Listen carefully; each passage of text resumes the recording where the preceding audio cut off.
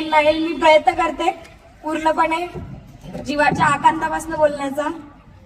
सन्माननीय व्यासपीठावर उपस्थित सर्व अतिथी आणि आजच्या कार्यक्रमासाठी लाभलेले तुम्ही सगळे पाहुणे, या सगळ्या सर्वप्रथम आभार की तुम्ही इथे आला आहात. माझं आजचं यश मी माझ्या आई वडिलांच्या चरणी अर्पण करते, ज्यांनी विश्वास दाखवला. समाज नाकारणाऱ्या तिसऱ्या मुलीतही कर्तृत्व करण्याची धमक आहे, ती करू शकते.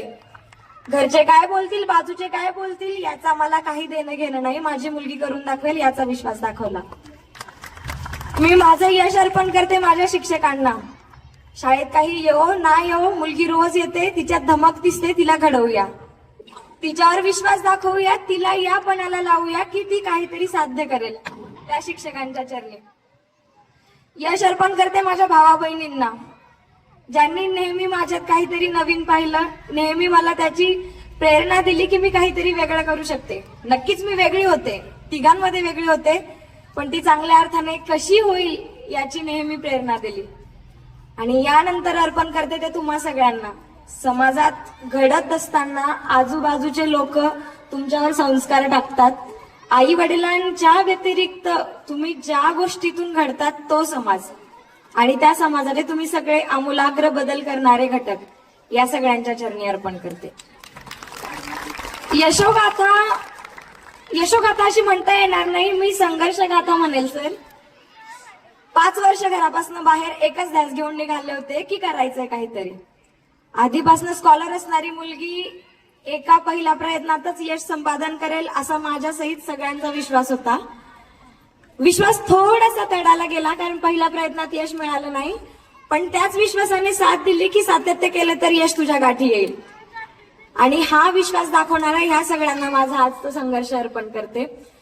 गेल्या वर्षी चान्स होता आणि त्याही वर्षी मी असं ठाणलं होतं की आपल्या गावातनं काहीतरी मी गावाचं देणं लागते, समाजाचं देणं लागतं. माझं मिळणारं यश फक्त माझं वैयक्तिक नाहीये, माझ्या आई वडिलांचं नाहीये, ते आपल्या सगळ्यांचं आहे.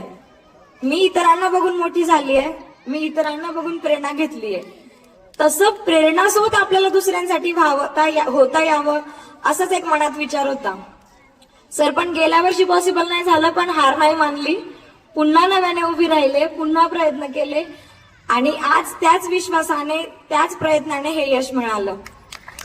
पण हेही सांगू इच्छिते की ही फक्त सुरुवात आहे.